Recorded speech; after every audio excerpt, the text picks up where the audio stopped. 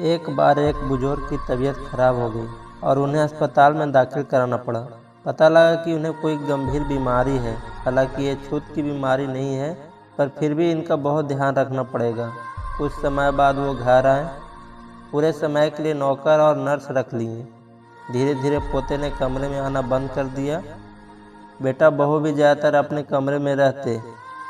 बुजुर्ग को अच्छा नहीं लगता था, लेकिन कुछ कहते नहीं थे।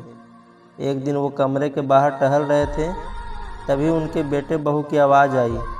बहू कह रही थी कि पिताजी को किसी वृद्धाश्रम या किसी अस्पताल के प्राइवेट कमरे में एडमिट करा दें, कहीं बच्चे भी बीमार ना हो जाए।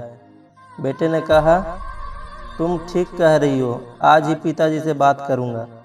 पिता चुपचाप अपने कमरे में लौटा। सुनकर दुख तो बहुत हुआ, पर उन्होंने मन ही मन कुछ सोचा।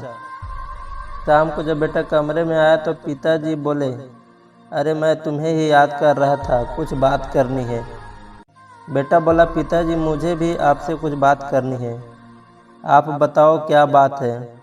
पिताजी बोले, तुम्हें तो पता है कि मेरी तबीयत ठीक नहीं रहती है, इसीलिए अब मैं चाहता हूँ कि मैं अपना बचा जीवन मेरे जैसे बीमार असहाय बेसहारा बुजुर्गों के साथ बिताऊँ।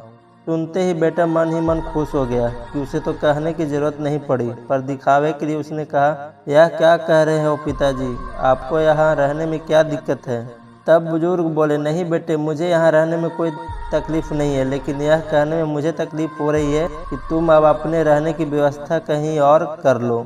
मैं निश्चय कर लिया हूँ कि मैं इस बंगले को वृद्धा आश्रम बनाऊंगा और असहाय और बेसहारों की देख रेख करते हुए अपना जीवन व्यतीत करूंगा।